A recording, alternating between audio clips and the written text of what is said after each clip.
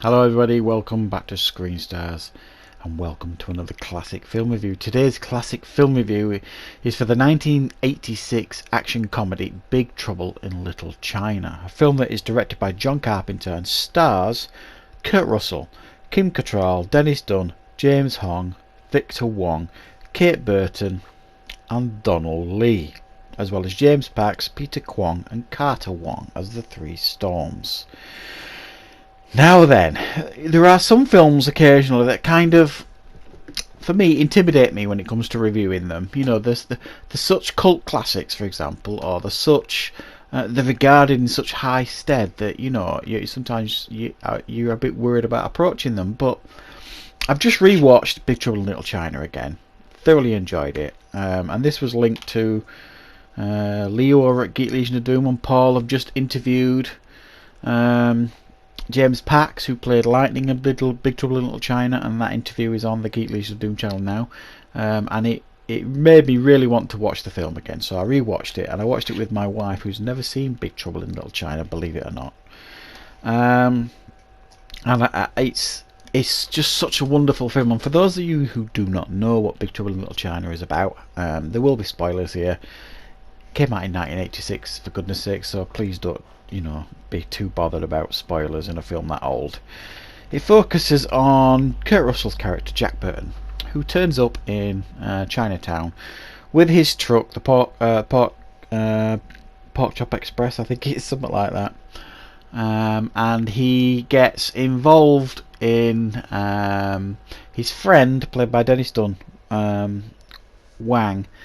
His fiancée is abducted by the local gangsters. They chase him down and they end up getting dragged into a story of Chinese mysticism and supernatural events by David Lo Pan, who is like a mystical figure in Chinatown, who has been alive for many centuries. I've just realised now how difficult it is to describe Big Trouble in Little China to someone who's never seen the film. And I don't think you can effectively do it because it's such a mad film.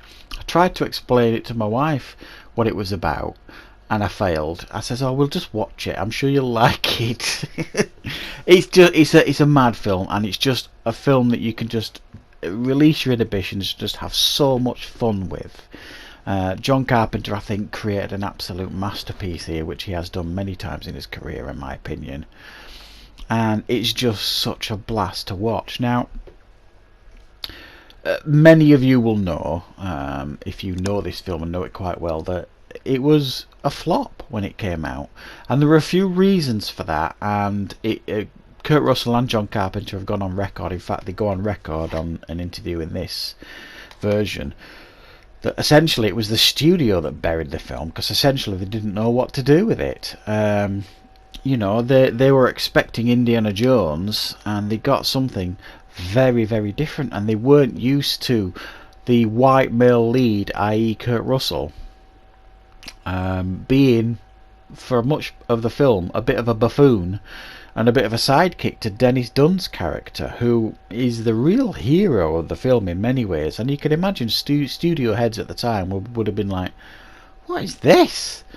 And really not having a clue what to do with it.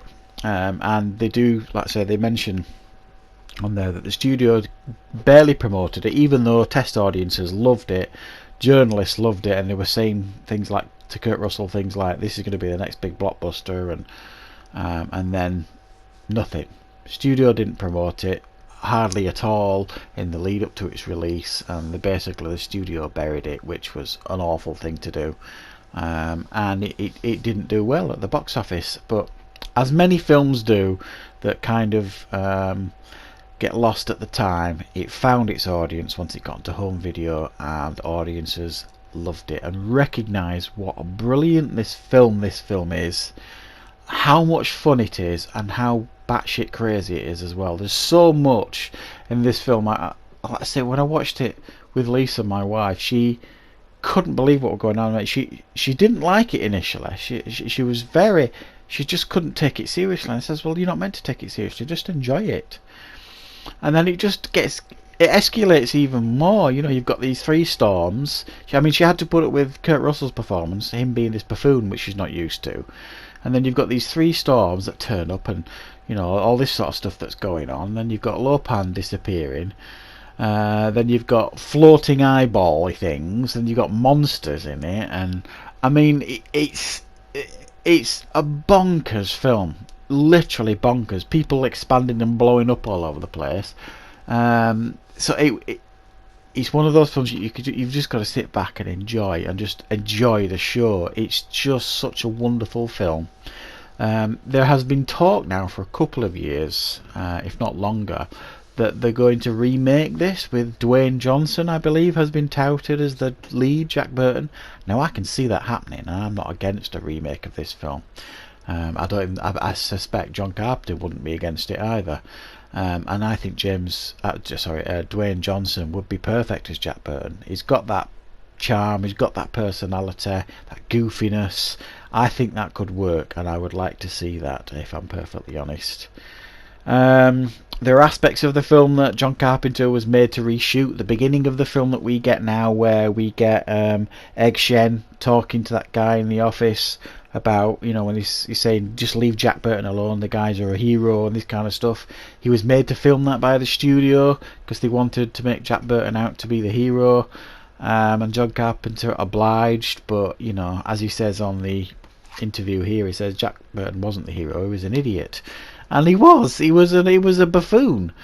I also, while researching this, discovered that Jackie Chan was actually in the running to play the Dennis Dunn character, but the studio was worried about his English, but ultimately he didn't get the part, or they didn't offer it him. I'm not really sure. It's a bit spotty on the details, but that would have been cool to see Jackie Chan. But that's not to take anything away from Dennis Dunn. He did a great job in the film. So it's definitely one of those 80s classics. It's really out there, brilliant fun, not to be taken seriously, and it's just a really fantastic 80s film, and I really, really thoroughly enjoy it still.